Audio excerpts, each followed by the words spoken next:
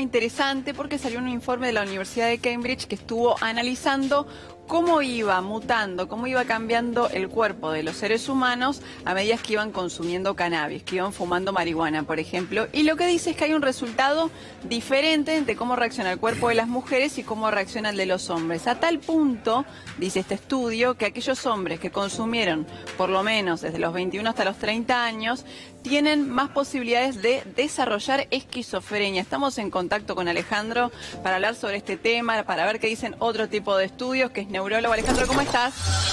Hola, ¿qué tal? Buenas tardes, gracias por invitarme. Bueno, ¿lo tomó por sorpresa este estudio o no? ¿O ya se venía hablando de esto?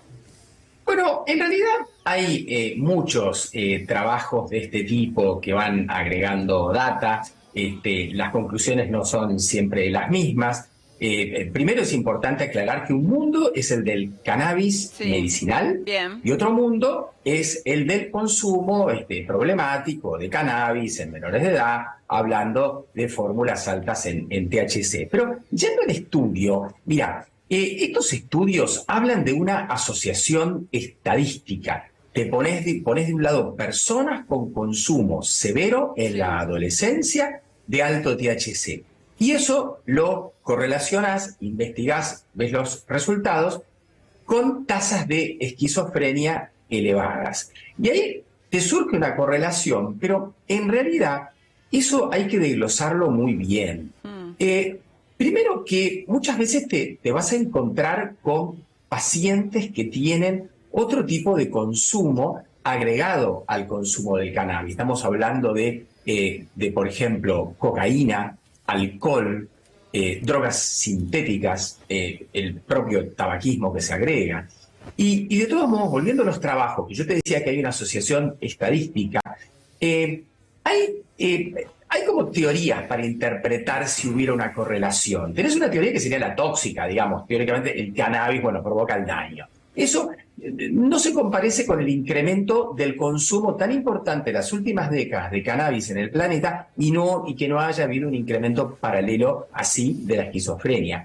Después está el tema como del autotratamiento. Quizás hay pacientes que tienen síntomas iniciales de esquizofrenia años antes y recurren al cannabis para controlar el malestar y otra serie de síntomas negativos. Recurren para sentirse mejor y después, al tiempo, desarrollan la esquizofrenia. Se lo pregunto, Alejandro, más que nada, por la cuestión de que, viste, durante mucho tiempo no estuvo bien esta distinción del cannabis medicinal, se criminalizó un montón a aquellas madres que estaban pidiendo para que los hijos puedan consumir cannabis cuando tenían enfermedades de base realmente muy complicadas. Entonces, cuando salen estos títulos, como que se empieza a confundir todo de nuevo y es como, entonces es malo, entonces si lo consume mi hijo está bien, está mal. Por eso más o menos la diferenciación está buena. Por eso yo te quería contar cuál es la teoría actual que más se considera. Habría un problema de base en algunos pacientes en esas estructuras neurológicas, viste, núcleo accumbens, zona del hipocampo, otros circuitos límbicos, que son esas zonas relacionadas con la recompensa, la dopamina, el consumo de sustancias. Y los desequilibrios de esa zona también te pueden generar psicosis. Entonces, se llama teoría de la Y. Vos tenés de base una alteración neurológica en esta zona que, mira, puede ser orgánica, puede ser genética, hay un montón de genes que te predisponen.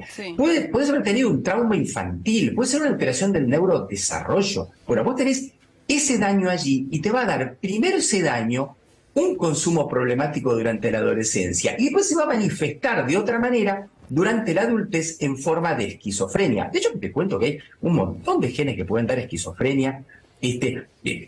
No te voy a contar los nombres, porque no tiene sentido para la audiencia, pero sí te cuento que incluso hasta se estudió la variedad de un gen que se llama CONT, que se dijo que la variedad VAL 158 MET te puede predisponer a la esquizofrenia si consumís cannabis. Fíjate vos que estamos hablando de un número muy pequeño, pero así todo hay un montón de pacientes que tienen esta exacta variedad genética y no la han desarrollado, incluso la esquizofrenia, consumiendo cannabis. La verdad es que es compleja, ¿no? No es fácil de entender la relación que puede haber, si es que la hay, entre el consumo del cannabis y la esquizofrenia. Eso pasó también hace mucho tiempo cuando se hablaba del cociente intelectual. No sé si ustedes se acuerdan que para el 2012 se publicó un trabajo de la Duke University que decía, de Nueva Zelanda, ¿no? Que decía que si consumían los adolescentes cannabis de adultos iban a tener un coeficiente intelectual 8 puntos más bajo. La realidad es que este estudio se reanalizó y se vio que no estaba bien armado.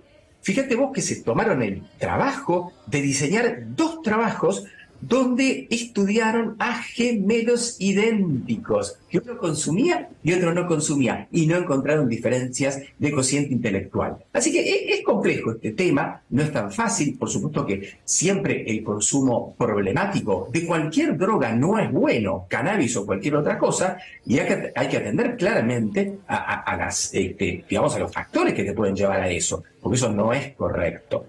No, y la ecuación, doctor, me imagino que no es tan fácil, ¿no? Uno leía el título y parecía prácticamente que las personas que estaban consumiendo eso en esas edades, los hombres estaban prácticamente condenados. Está bueno un poco desglosar este tipo de estudios también para llevar un poco de tranquilidad, porque te quedas con el título de la bajada y la verdad que te sorprende. Quería agradecerle por haber charlado con nosotros y por tomarse el tiempo de explicarlo bien. Muchas gracias, doctor.